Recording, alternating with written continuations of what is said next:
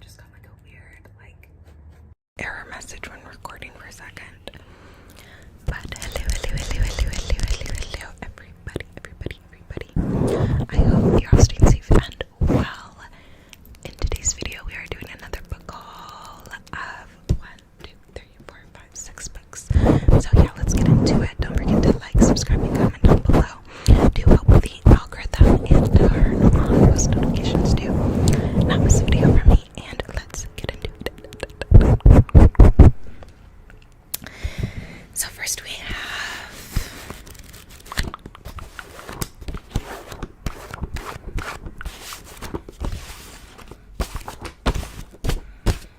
7 Days in June. 7 Days in June. 7 Days in June by Tia Williams.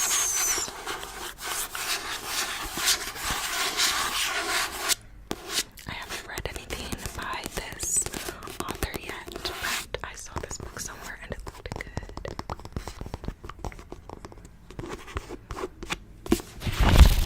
So the back says 7 days to fall in love, 15 years to forget, and 7 days to get it all back again.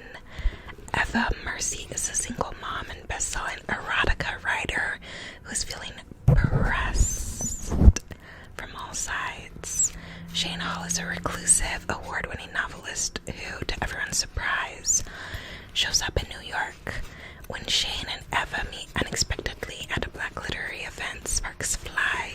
But no one knows is that 15 years earlier, teenage Eva and Shane spent one crazy dark week madly in love and have been secretly writing to each other in their books ever since.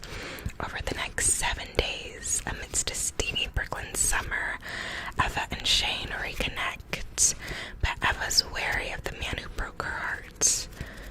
Before Shane disappears again, she needs a few questions answered, with its keen observations of creative life in America today, as well as the joys and complications of being a mother and a daughter.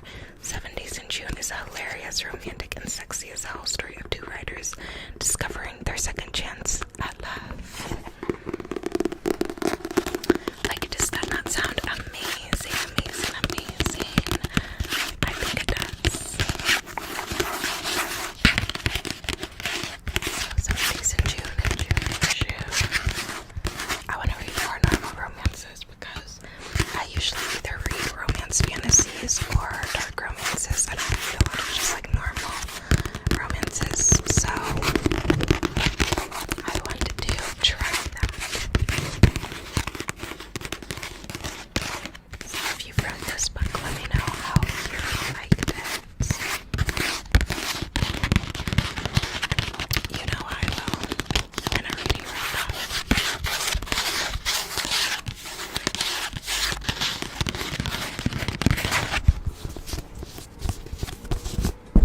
And next we have Red, White, and Royal Blue by Casey McQuiston. Did I talk about this book before? I don't know if I did.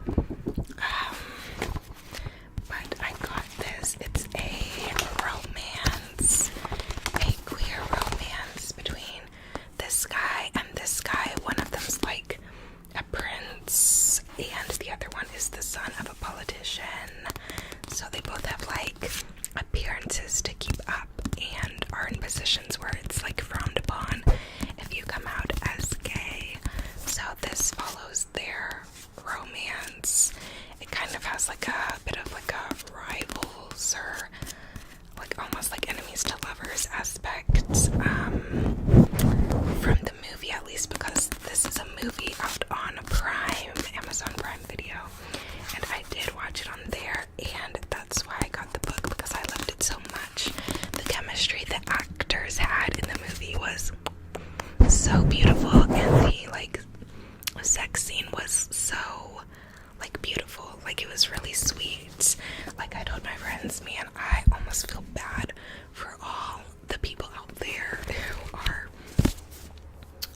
homophobic, because they'll never know the beautiful portrayals of love that is available between, you know, gay couples and queer couples. Because, like, I don't know, there's this, like, idea out there that, like, people just think it's, like, not as beautiful between queer couples, and it is so beautiful. And I just, at least in the movie, I just thought the intimacy between them was so sweet and pure and just gorgeous. So I can't wait to read the book. I'm so excited. I will say the title was, like, not giving. Like, I would not have picked up this book by the title if I hadn't watched the movie and known what the story was actually going to be about, because the title, like, looks very, like, patriotic and, like, not like a queer love story, but it actually is, from the movie at least.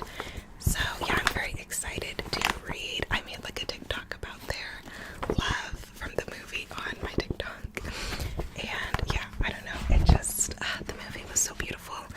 So if the book is even half as beautiful, then I know I will enjoy it.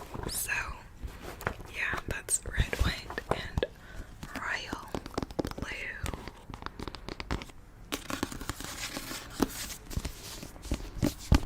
And I love the pink cover. There's, like, a blue cover of this book too, but I would not have wanted that. The pink cover, like, makes it feel more romancy, as it should.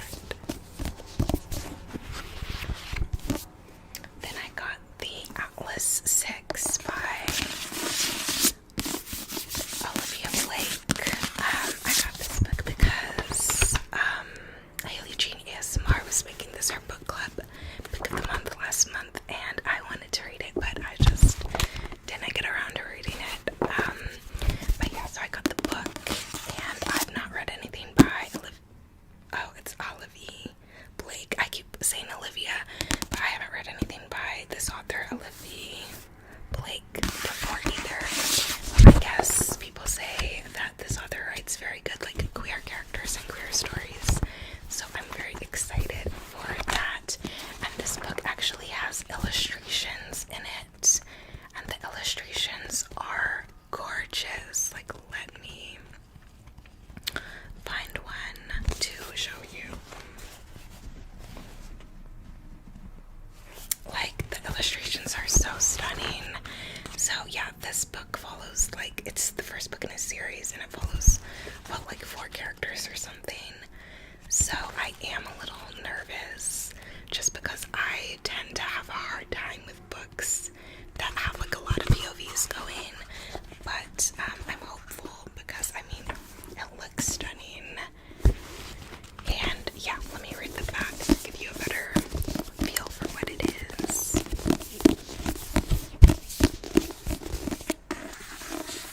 I love this cover though too.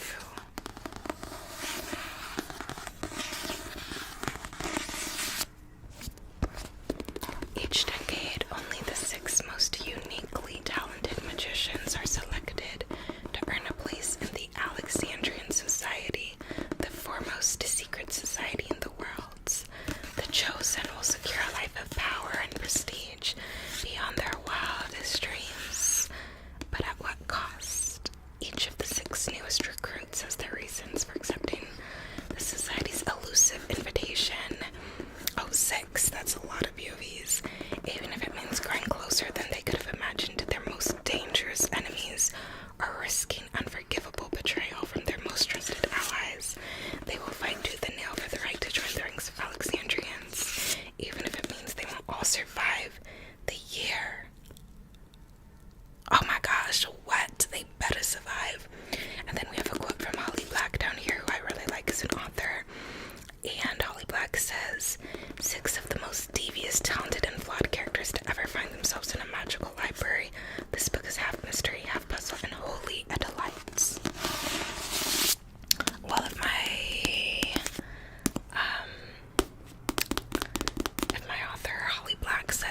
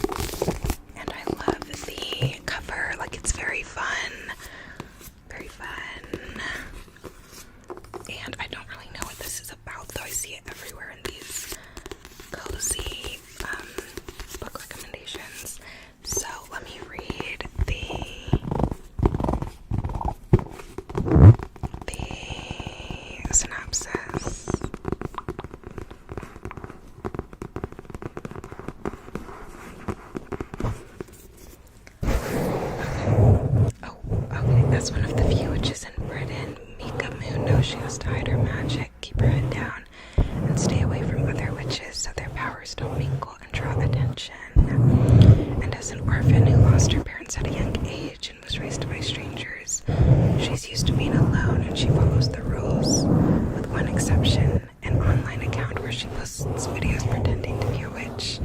She thinks no one will take it seriously, but someone does. An unexpected message arrives begging her to travel to the remote and mysterious nowhere house to teach 3 young witches how to control their magic. It breaks all the rules, but Mika goes anyway, and is immediately tangled up in the lives and secrets of not only her 3 charges, but also an absent archaeologist, a retired actor, 2 long-suffering caretakers, and Jamie, the handsome and prickly librarian of Nowhere House, would do anything to protect the children. And as far as he's concerned, a stranger like Mika is a threat, an irritatingly appealing threat. As Mika begins to find her place at Nowhere House, the thought of belonging somewhere feels like a real possibility. But magic isn't the only danger in the world, and when peril comes knocking at their door, Mika will need to decide whether to risk everything to protect a family she didn't know she was looking for. So sounds like a nice little found family aspect. So love that. And yeah, that is sweet. That sounds like bird noises. Oh my gosh. But yeah, this book is pretty popular. And there's other books that have this kind of cover by this author too. I don't know if they're like part of a series or not, but I've seen everybody say this book is really fun. So let's see. Then we have Kristen Hanna's The Great Unknown. This is another author I've never read anything from before. All these authors I've never read anything by, so it'll be interesting to see if I find any new like favorite authors or something from this haul. But I saw this recommended in another ASMR artist's video, like a reading wrap-up video, and they said that it was a really good book that I guess it was kind of like Glass Castle-ish. They didn't say that, but that's what it reminded me of by how they were describing it. And basically it details this girl's experience living in this very secluded life with her parents. Her parents are in kind of like an abusive relationship, and her dad takes them to live in this secluded, like middle of nowhere area, and she's like alone and watching her parents' dynamic, and you know, like not having like normal experiences and stuff. And it just sounded very interesting. It sounded to me like Glass Castle-ish, which I haven't read, but I've like heard the synopsis of a lot. And yeah, it just sounded like something that would be interesting to me, because I grew up very isolated, as I've talked about on this channel before. And yeah, so like books with isolated main characters, just like I relate to, I empathize with, and I'm interested in reading about. The lettering makes some really nice scratching sounds, so I'm interested to read it because of that.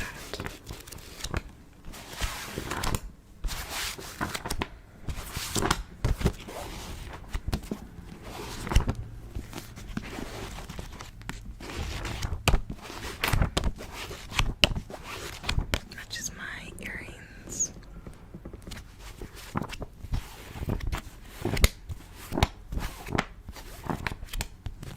Follows the Albright family. The Albright family. Oh, also her dad is a veteran, so he has like a lot of like PTSD.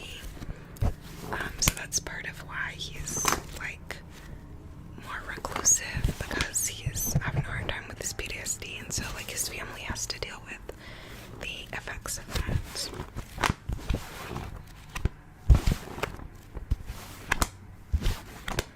This is a very thick book though, but I feel like this is the type of book that still